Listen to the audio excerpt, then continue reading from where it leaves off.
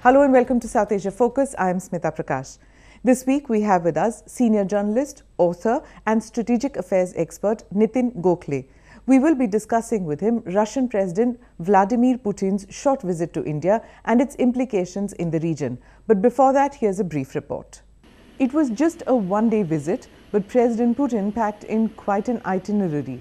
Prime Minister Narendra Modi told President Vladimir Putin that Russia would remain India's top defense supplier even though New Delhi's options had improved since the end of the Cold War.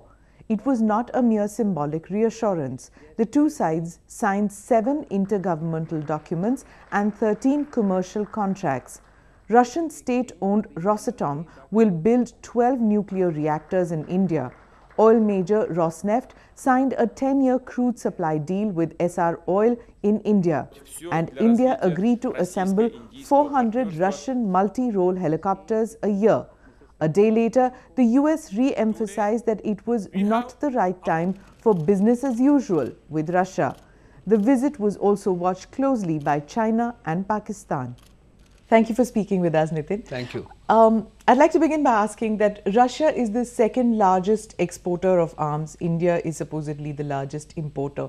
So is this a normal buyer-seller relationship, or is there more to this relationship now? Well, Russia has always been India's largest supplier. I mean, even irrespective of whether it's the second in the world, second largest exporter in the world, it is India's largest supplier, as we are aware. 60% of India's arms and weapons platforms are from Russia. So there's nothing new in what we are looking at. But what is new is that India is still continuing to be dependent on Russia despite the other options that are available. The US, France, Israelis of course are now trying to catch up and maybe beat Russians at their own game.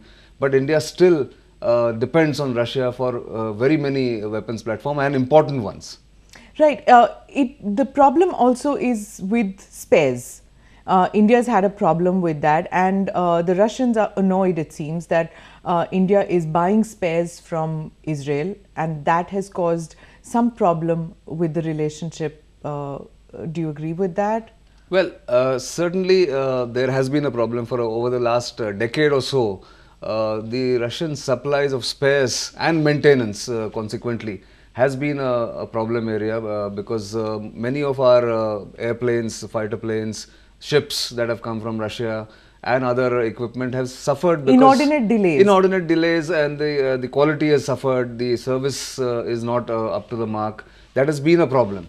But to overcome that problem, what India has now proposed is under this Make in India campaign that has been launched by the new government, the production, they're saying locate the facilities in India and have a joint venture with Indian companies, Indian suppliers, so we have a control, and also the quality is assured. That's something that has been proposed in this visit. President Putin has agreed to that. He's agreed to a production facility in India. How will he be able to sell that in Russia? Will that be easy for him?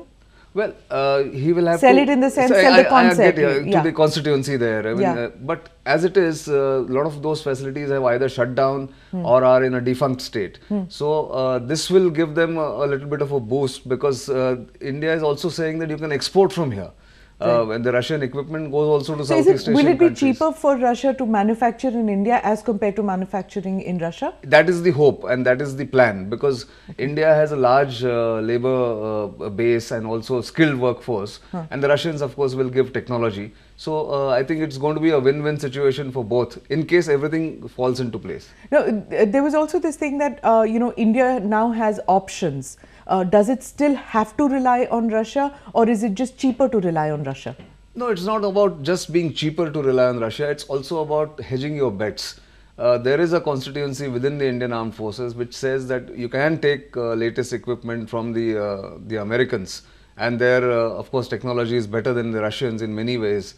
But there is always this thought in the back of their mind that the Americans cannot be trusted, given the past record and given the strategic thought that is dominant in India. So therefore nobody wants to put all eggs in one basket or the American basket, and therefore America will never give you critical technology or strategic technology. Nobody gives you say a nuclear submarine, nuclear powered and nuclear tipped or nuclear armed submarine. The Russians have given you twice on lease maybe, but they've given you the technology.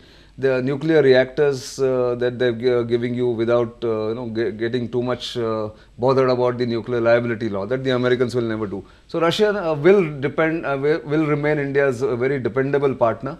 But yes, India has already said that we have options, but still will continue to be with you because you are an old reliable partner, given the fact that you have to improve on your delivery, if they can do that. Exactly. Yeah. I mean, trust, faith has been kind of the bedrock of the relationship. That's right. It's not just a transactional relationship, Yes. right? So, and also the treaty whereby Russia's this erstwhile Soviet Union, Yes. any attack on India is an attack on Soviet Union, Absolutely. and India saying vice versa. Now, that's been like the anchor of the relationship. Sure. And it continues to be. Do you think that, especially in view of Russia warming, the warming of ties between Russia and Pakistan? Well, Russia and Pakistan is a very new development in that sense, but India and Russia have weathered those storms before. You remember, India has moved much closer to the US in the last decade or so, and yet we still continue to value relationship with Moscow. Precisely because Moscow has been our friend in our dire times, also in our crisis in 71 or even subsequently. So therefore that will never go away. Yes, like India is now hedging its bets and going towards Why the do you west. say, Nitin, that it will never go away?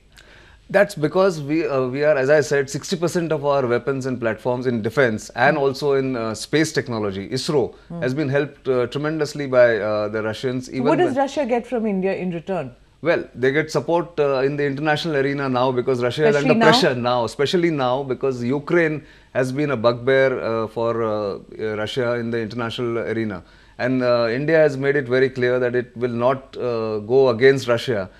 Sanctions that have been imposed by the Western nations. Like China is doing with Russia, China is now getting closer to Russia. India has been close and India will continue to support Russia precisely because India does not want to fall into the game of the new Cold War that is developing, and it will continue to support Russia. Right. So, which is why I think it makes Washington a little uncomfortable, especially because it comes barely a month before President Obama's visit. What kind of pressure does this visit, that is Putin's visit to India, put on Obama's visit to India? Well, Obama will have to have some deliverables. You know, India and America have been talking about transfer of technology, co-production, co-development of some weapons platforms like the Javelin missile and other stuff that they've been talking about.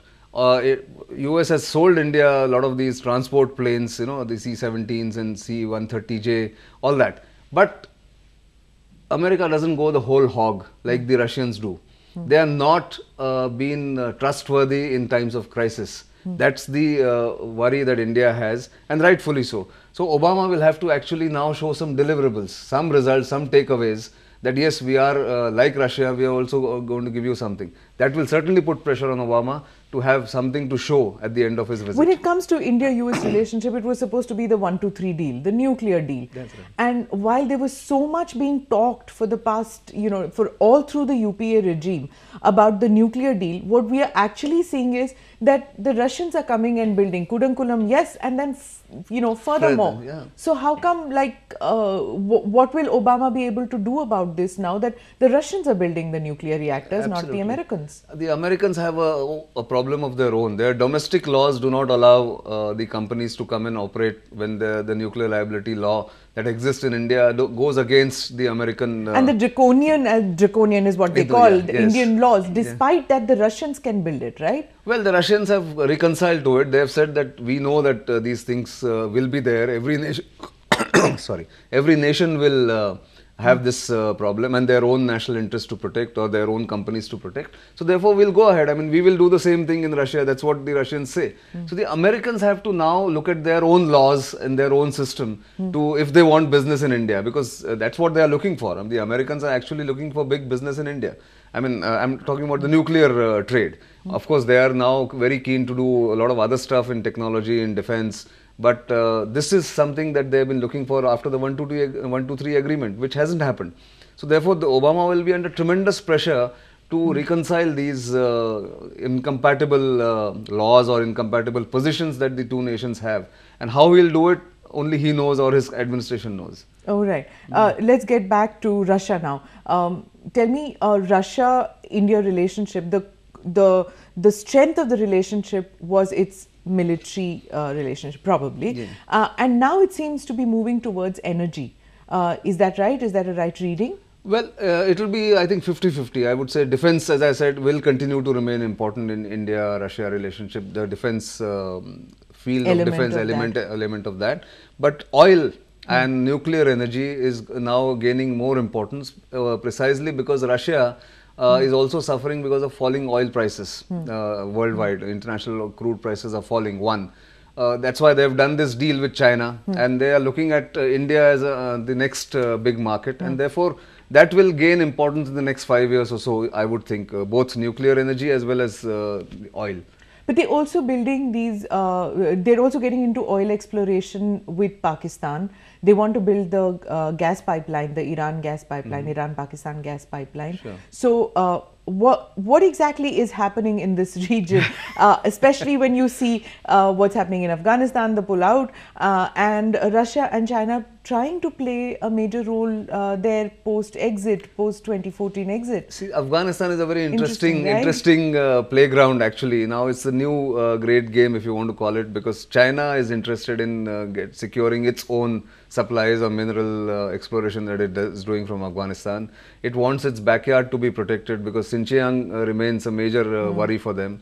And Russia, of course, does not want anyone to use Afghanistan as a staging ground to increase influence in the Central Asian republics. So, are China and Russia fighting for importance in Afghanistan, or are they going to join hands and keep America out? I think they're joining hands and they're going to take India into it. Okay. It's going to be a trilateral kind of a thing. Anyway, there is a dialogue going on where Russia, China and India are talking of Afghanistan, and they will pool resources to keep America out, which is anyway withdrawing, and also to reduce or limit Pakistan's influence in Afghanistan is what going to be the plot as far as these three countries are concerned. And is that all right with America? Are they Are they in this game? Well, they have no choice. They are quite happy to leave and vacate and leave the ground for Russia and China and probably India? Yeah, I think they have no other choice. I mean, they have already withdrawing and they're keeping some 10,000 odd troops for the next 1 year or so till 2015 instead of 2014. So that they have no choice. But what they would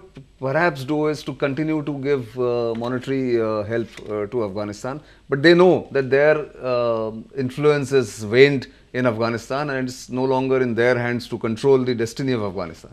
Right. When President Putin was here, the Russian ambassador, he said that India was, like this rich fiancé who had a number of suitors, and but it was looking like that. But in spite of that, this loyal, trustworthy ally is Russia. So India didn't exactly say no to what the Russian ambassador said.